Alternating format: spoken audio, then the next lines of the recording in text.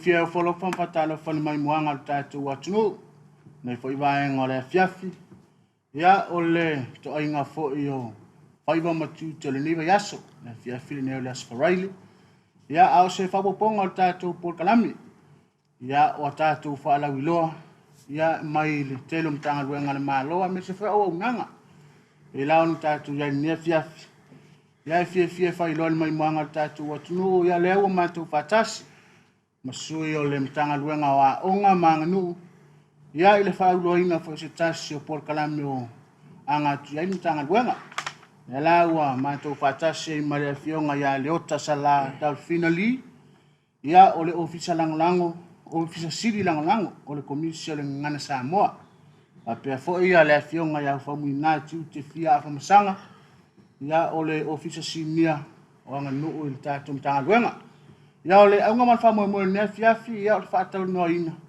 ya ma fa la wiloa ya le Polokalame ya wa fo le va ya so fa tau wa ile anga no ya misel ngana Samoa ile fa ya so mo amatale ile aso se furu mati ya ole aso mo fu le o mo anga ya tu le aso se furu mal fa ya ma lole so fo mo ya atalo fatui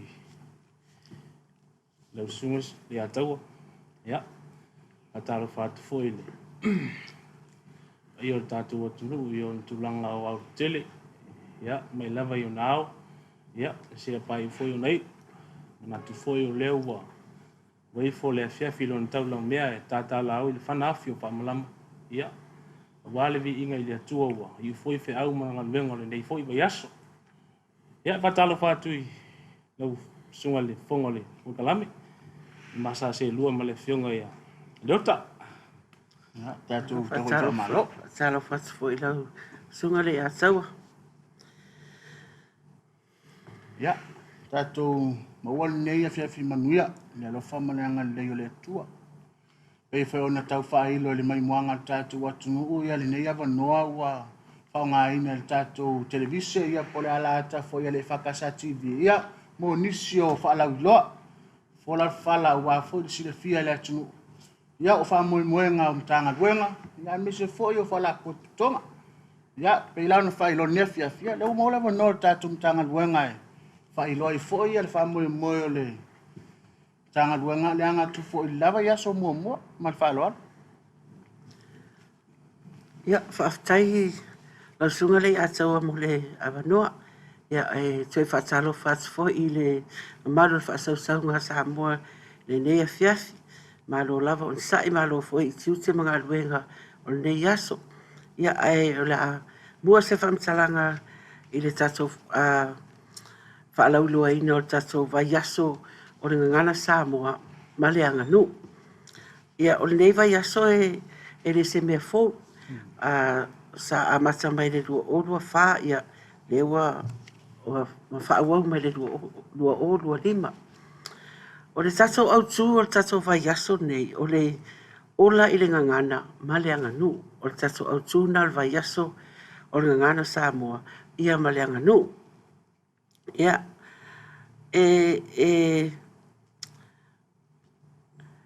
o le nei tausanga o sa lili wa e fo le tau fa al matanga luenga ona o le whaalauloa ina fo e wanga nu. Sa masani ona whaile Polokalame le pe masalo si la fia umale malo la tonu ule sa mone ngalo. Sa whai mai le tausanga lua festival fa. Ia se i tau mai lua festival valu. Pe ta iane ona o e fo ina ilu tau na lai ona le to e whaua ua Polokalame. Ia pe o le lua festival viva sa nga ia tuan mitanga luenga le i le tapenanga o tato Pacific Games i lua fesul wiva ia pe o le tausanga na le mwhai fo i ona whau au tato Polokalame ia na so mai e role ia ma le lua sifuru lua tasi lua ia o le wha mai o le koviki pe o tūlanga na lei ona le mwhai ona tue whau au ai pe tai le ua toi e whatou whala inga mtanga ruenga o le atue whau au le tato Polokalame lea o le e sa ua Samoa ne ngalo po school festival sa masaning fa ingoa ai ia wa ia fo ilale ele fufuanga mtanga benga o le atu fa atasi ia le vai aso ngana ia fa pena ma le vai as ma le anganu ia tasi ala le vai aso nei o le afa pitoa mo le ngana Samoa ma le anganu ia o sa so au tula nei tau sanga pe ona uta ua le ola le ngana ma le anganu ia o le au tuna fili e whaamatala i nei o pese po vivi ingo nu. O le whaamoe au tu ia whaamau upu o pese o awhioanga. O le vaonga ngana o lo i tutonu o pese, ia o le whati o le pese, o le whatu pese, ia ma le tausanga fo i sa whatu ai le pese. Ia pe fo i na sila fia, ia e le aia se awhioanga tatu atunu elo i eso na pespesenga po so na vivi inga. Ia ai ele o awhioanga umo maso whiwhiria ne tausanga. O ia awhioanga ia o maso whiwhiria e anga i ele tato Polokalame i le vai aso fōu. O tato Polokalame e anga i atu fo i a onga, ia o le tausanga nei e ono a onga ua whiwhiria e au fiei kolisi ma o tūranga lua uponu sa vai. Ai le whaapito fo i le vai mtanga ruenga i a onga le malo, lo whaapea fo i le whaonga mai a onga e kalesia, ia ma onga tuma oti.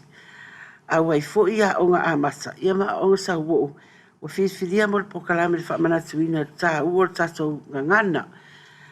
Ia,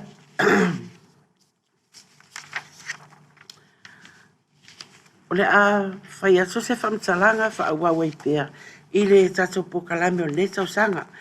O le a o tō lau ato tatou Polokalame. Ia mo le sira fia fo i male i loa le malo le atunu. Ia, o le aso ngafua le vai aso fōu la se furu o mati. O le atatala aloa i ele vai aso ngana manganu.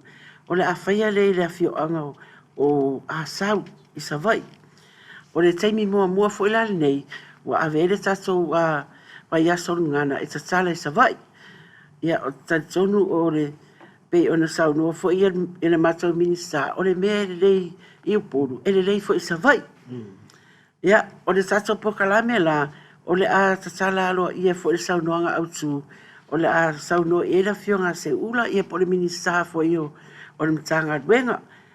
A le matou no fuanga la e o whiwhiria, o le kodisi o a sau, fa apena fo i la malfana wa onga al kodisi, o la tau ia wa whiwhiria, la tau te morimawina ia pespesenga vivi inga ale nuu o a sau, po le afio anga o a sau.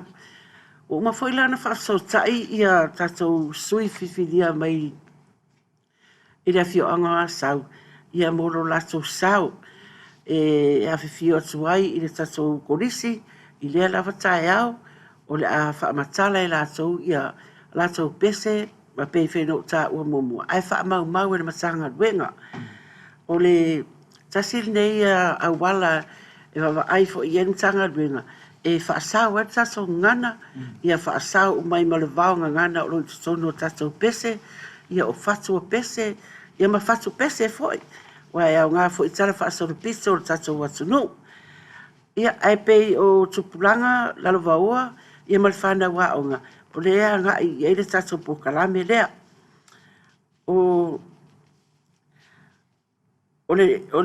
vivi inga pespesenga o asau, lea wa nga i atu ele masau whaasoporia le ne tausanga. O tatonu e tere lava ia foi, ia whaupunga lo i tatonu o pese, tere fo ia vaongana i tatonu o pese a le fioanga. Ia o le mafuanga na wa lai ona whiwhiria le tua sau, e a foi, e whaamau la tau pese e le ne tausanga. Ona whaauau mai le mātou Polokalame le so lua, mātou te o mai i le nuu le o pua. E whaapena fo ila ona whaatino o tātou Polokalame le nuu o pua. A o le kolisi la wa moa, o le a whai mano fuanga e whaatino al tātou whaamoe. Whaapena fo ila le whana wa onga i tono kolisi o a moa. A ma e ala so lua, wa soe tali umbaile tato komisi por tato matanga luenga i uponu nei. O le aso lulu le aso sifuru lua o le amaso anga ia suai i le kodisi o ano a maa. O ano a maa la o maso whidiwhidia le nuu leo solo. Ia la so fo inga ma la so pespesenga. Ia e whapena fo i la o na whaatino e le Polokalame le aso lulu le aso sifuru lua i o le kodisi o ano a maa. O la stofi la sut solo o masi. O la tau e fo i mai tata Polokalame ni malai o nganu ma mea sina Samoa i maarifa. O la stofi la na wa maso whidiwhidia ai ia le a fio anga wa pia. Ia la tau fo i pespesenga ma la tau inga e wha mau le aso lea. Ia wa maso wala aulia ina fo i ia kodisi o sangata i o sefo o teine papauta ia malea o ngala sfitu i lalo vaya. O la tau ia o le o aso e whai ma mori mau i lea aso i vivi inga o le nu o a pia. O la stofi fo i lea, wa iei fo i le mato fufuanga wa iei, o le asau noa e le tau sala le Pasifika lua olu o lua lima, ia le lale lei o ni tara Jeremia Allen, o mato wala aulia ia le tau sala, e fiu aso e whaisa na whaamtalanga i le autu o le vai aso, ia mo le whana wa onga. Ia, wa iei fo i le mato whawhiwhianga wa mai le moto tutuila po Amerika Samoa, o le au siva tupulanga kodisi tu whaatasi Amerika Samoa po le Community College. O la whaatasi mai fo i o tatou uso mai tutuila, ia tatou te luti mea whaatasi ai i le whaamanatuina o le vai aso ngangana ma le anganu. O le stofi la na, o asule las farele la surfa o masi, o las farele la o le whae lo le whaaringa o anga nuu a kodisi. E valu i a kodisi di ewa uma ona whidiwhidia ni tanga luenga mo le tatou Polokalame las farele lea. O le kodisi e wese le, o le kodisi e le fifi, o nu au sala, o faleata, kodisi o a vele, teine papauta, kodisi o vai maunga, ma palaua. Ia o tatou wa onga o lunga na lewa whidiwhidia mo le tatou Polokalame las farele. Ia o le tatou Polokalame foi e whaatau wā. Ia tatou Polokalame o latou whaatinonga e au fiai ma ulu siva ma ulu o pese whaaleanga nu. Ia ma le latou taualunga. Ia o mai ata pena foi mtanga luenga i tūlanga o whaamasino. Ia ma tā penanga uma whaapena ia aware tatou whaalinga o anga nu a kodisi. Ia peino uta ua mua o lea whata atu e a mata tatou Polokalame lea la watu whaatasi ai ma le vai aso ngangana ia manganu. E vadu lana e tatou kodisi ia wa mawhai ona whiwhiria mo tatou Polokalame le las whaleile. E whauau sau whamtalanga ona o le o au fia uma o ngā latunu e le matou Polokalame ona o le afoi. E le mawhai ona o mai uma tatou wa onga. A wa iet fufuanga mtanga luenga. Uma fwene whaalau i loa uma fwoi ia onga. Ale malo ia whapena fwoi e kalesia. O le awha school base kako whaalau i loa. Le winga o le whamtalanga o le a whaia e le a onge latou whaalau i loa le vai aso. Pule latou po le ale tu ai ngā whainga e whai ai ma se whaatino e se latou whaalau i loa mo le ngangana ma le nganu. Pe whaia ni a latou siva, pe whai ni latou tau mawha Samoa, pure lava latou e fuafua i latou fo ia fuafuanga o le vai aso. Ia, ona o mai fo lea sau whamtalanga i tatou a fioanga manu. Ia, o le taro lava mtanga luenga, ia mar komisi, ia, e le whape fo i e whaatonua atu fo i e mātou, ia tau a fioanga matou, e le ai paule mea ta talo atu, ia o le vai aso o le vai aso uma o tātou, e le na o le matanga luenga fo i e lātou te whaalau i loa ina nei, ia pe whamanatu fo i o tātou, nano tātou tofi mai le atua, ia tātou a fioanga, ia o ta atia atu fo i, e pule lava o tau whaitaria, po lale tu a inga whaalawi loa, e mwhai ona tau ngā tau lima ina lea vai yaso, ia e mwhai ei ona tatou whaamanatu whaatasi ai, ia le tatou vai yaso lea. Ia, o se whaamatalanga pupuna, e nei teimi e winga tatou Polokalame o le tatou vai yaso atoa. Ia, malo whaaloa laf, tahai. Leuta. Ia, whamuina. Nei o manoa. Vai ngai te fia. Pao popoi fo ia wafo le whale uloa ina o le whamu mora tatou mitanga tua. Mora sila fia le atunu. Ia, watai leu. Sunga ia taua manoa. Ia, e manatu leua.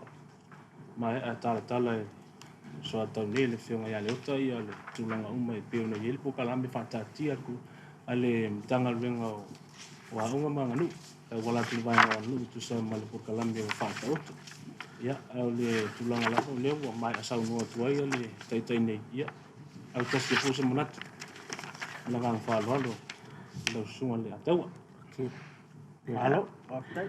E kamon mole a i lau a whionga ile ofisi lang po ya ola se mafuanga wa fitfidia i lava pese e fai ma fa mo ngor tatu mtanga duenga ni tusa E whaftai lau sunga le ataua. O tasi nei mta whai au ia le mtanga renga por Komisi ngana Samoa. O le vava ai i tatou ngana tūlanga umabua peifo ina sila fia. O Komisi wa yailon tūla fono wa yai fo ia la tau le pule. E tilo ai au wala e whaasau e te tatou ngana pui me whaatu mau ai pere ngana Samoa. Ia fo ile lato mta whai oi e standardized pe whaatu langa ia le whaonga ino ngana. Ia o tūlanga na e whaasoro lai tatou tofi tu whaasoro ia po tatou whaasino manga. Wai le mawhai e le mtanga renga por Komisi foi ona whaonga uma o le tau sanga e se ale fim ia po le au tū e anga ia le whaamoe. So tau sanga la nei le wama tau whiwhiri ei pese ngā anu umawhio anga ona e fo le manunga wa ai atu fo iwa a mata ona mou a tatou pese tuai ia i tonu a whio anga se tasi nama fu anga o titiro iei a le whaamau le e mātou o upo pese ma tūranga whapena ia e au ngā mo whanau a onga au ngā mo e o la amai whaisai li ringa msuenga ia tatou pese ia o le netau sanga pena o tāua e lo o awhio anga uma le wa hawhia nem Polokalame ona e titiro fo i e le ngā whatia fo i e matanga ruenga tatou atunu atua ia e peo se vava ai fo e sila ia whaatofusia lava ia nu ia se fo i teimi lumanai e to o fo i pese a tatou ia tatou au tu se vai aso al teimi nei pe reu amata mea atuai ia ele whape fo i lana le vai aso o le ngangana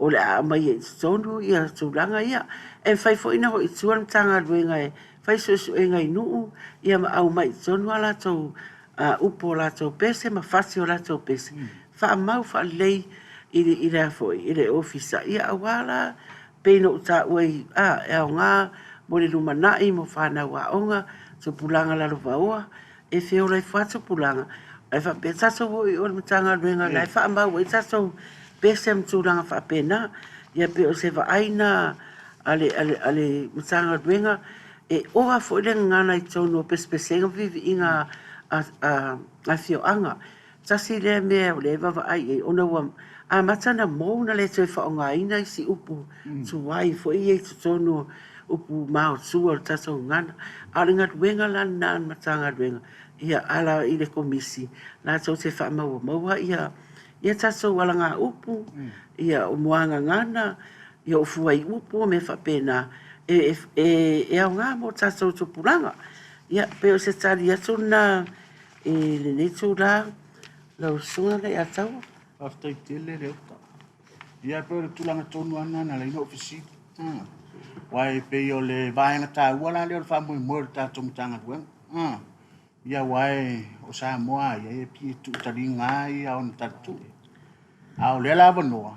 Le la mo le no e fa mau le ia e le mtanga duenga ia e mise for komisi ia o me sina anu umafio anga ia fa upunga ia pe fo na mali ia a tupu i fala i stupulanga la to tere sia fa nga ina ia de upule na ia na sui de ai per ta wala le o nga duenga fo ro fe nga i mal mtanga duenga ia na ia pu e maua mai pe ia le tamau ainga ia mise for le o tatu ia o le la wala sunga ia e toi fa popo so fo i le tato Polokalame nei a fiafi ona e le na no tua fo i ma onga e anga ia so le mato fa la wiloa ona o le fo i e matanga ruenga al malo fa la posonga tu ma osi fai pisi na le au fai business e au fia umala so nei e le tato fa la wiloa e sa salo atu ai foi i le mamaru o tato utanga ruenga o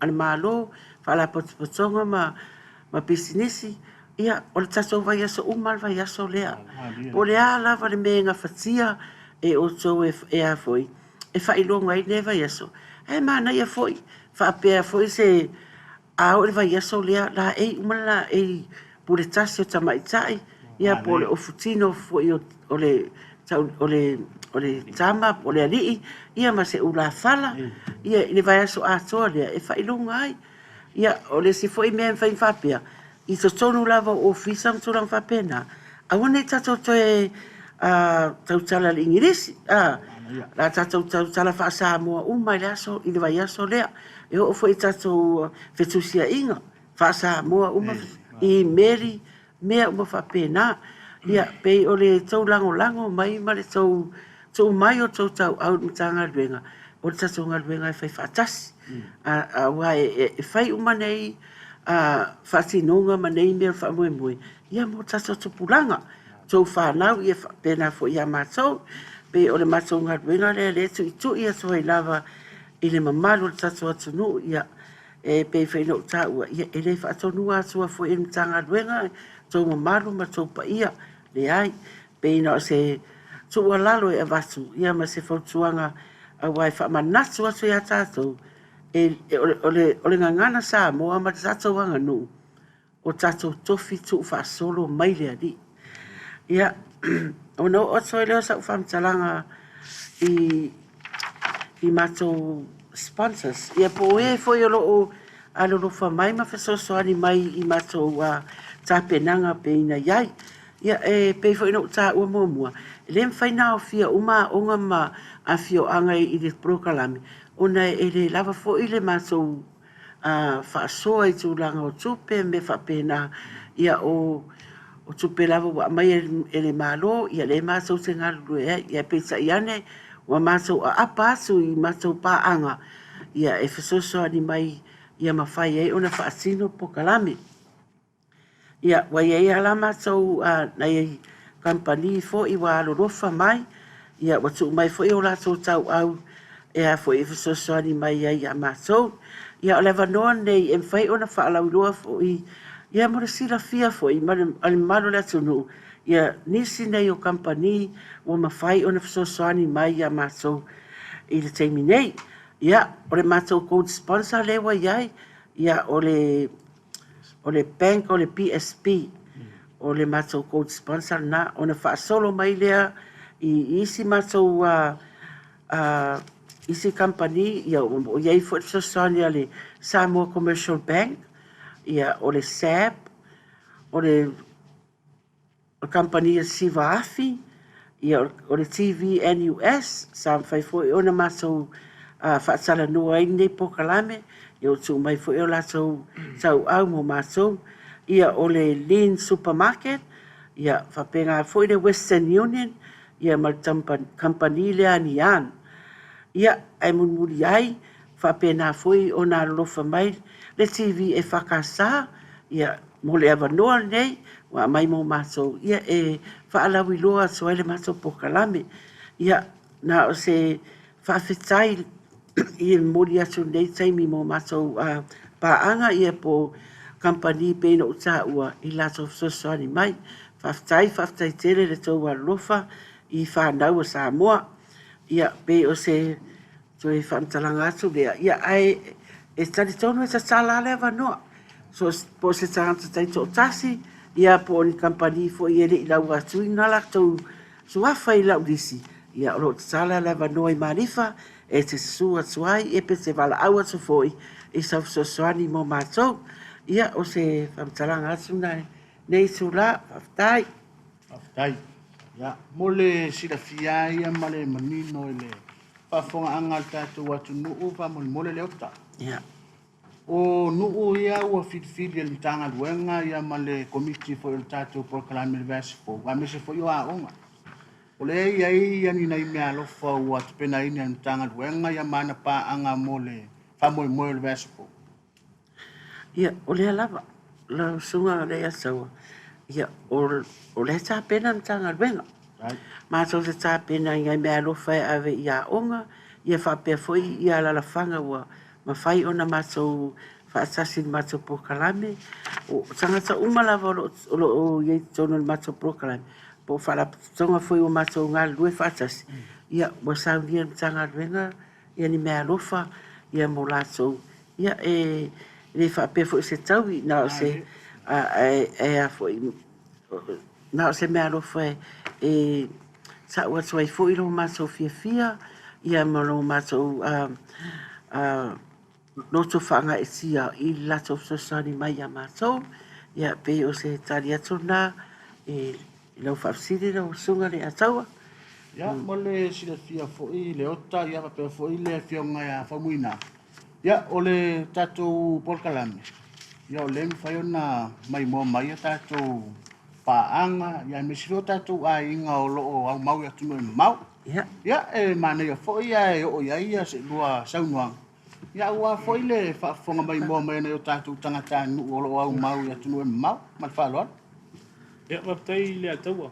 O le tulanga lava nā e whatalofa atu ai pai o ainga o loo alalam papa au ia tunu e mau.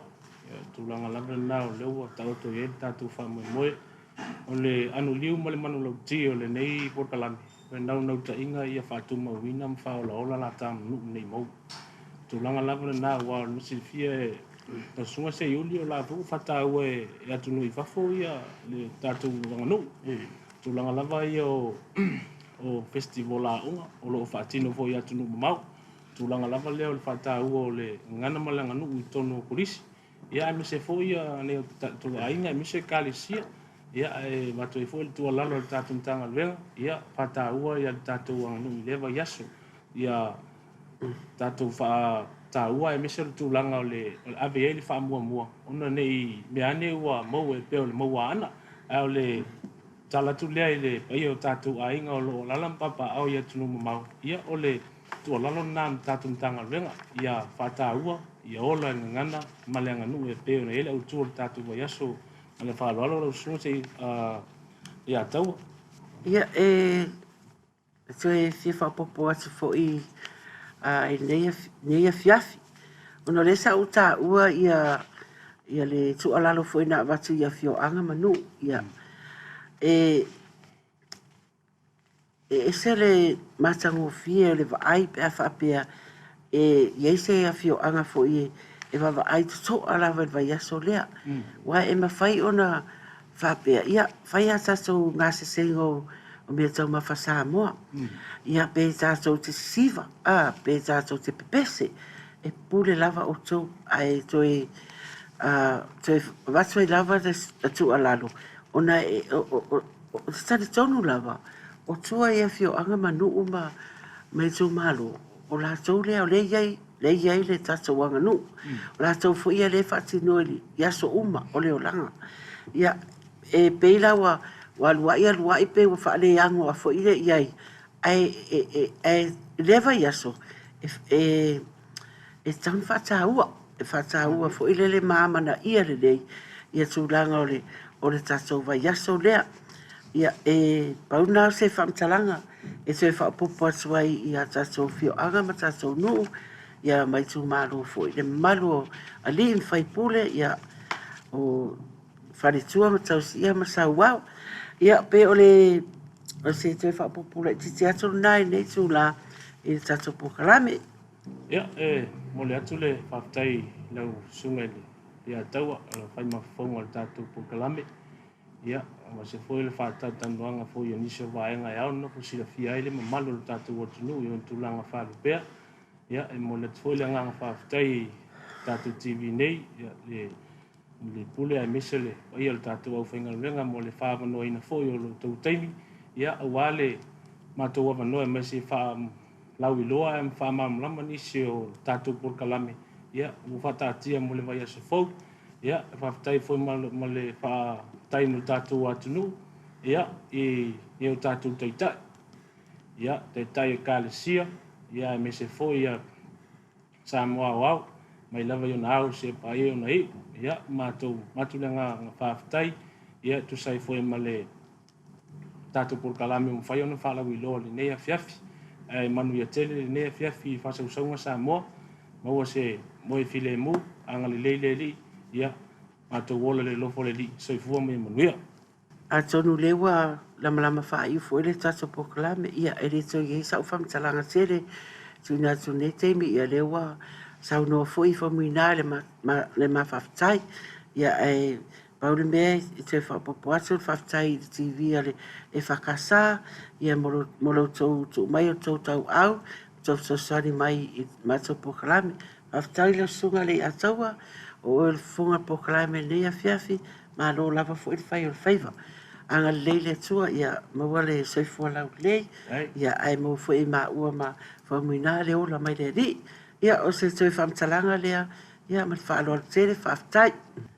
Ya, malo tai nau fionga leuta e foi wa nino foi ale fa popo mai ole fionga ya famuina ia mana to lewa menino ale fa fonga angal tatu watunu wa foi ale anga to tatu mtanga luenga le famu mo le vasfo ia e pe ona sa no ia le fionga ya leuta ia o tatu wanga no ia mal tatu ngan ia o tatu tofi mal tatu tua ia e ta wai la o la lava ia lau aluenga la faia moleva yas ia o lava vo ia le la e o le tino ia al pole tato fa solo fo ile ulafal ia mana ia na sa ia pe vone e sau noa i tulanga i tato fe au tustusia ia tato fa nga ina ia le ngana sa mo le aso momo ia fai mo tato sa ile fa mo mo tato mtanga buenga ia ole au nga ia mal fa mo mo o mtanga luenga ina ia o ni ngalo tato ngana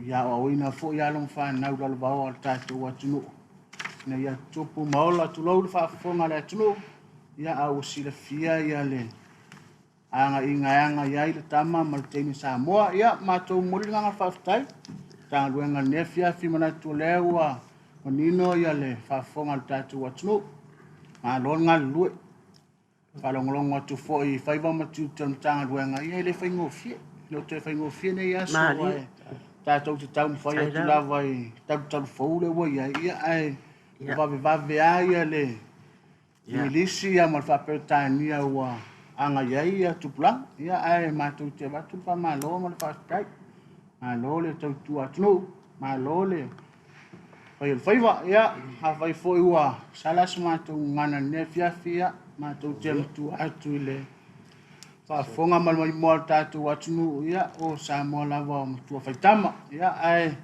manu ia tele langa tu tatu mtanga duanga fa mo mo vasfo manu ia foi fa mo mo nga o fe ngai mo tatu watunu ia me selanga tu sapat pa io le tua ia fa mo leva yas o la mo se fa poponga tatu Polokalame ne ia ila fiafi fo la story le mo ia manu ia tele ia malolonga le fiafi to fa se fo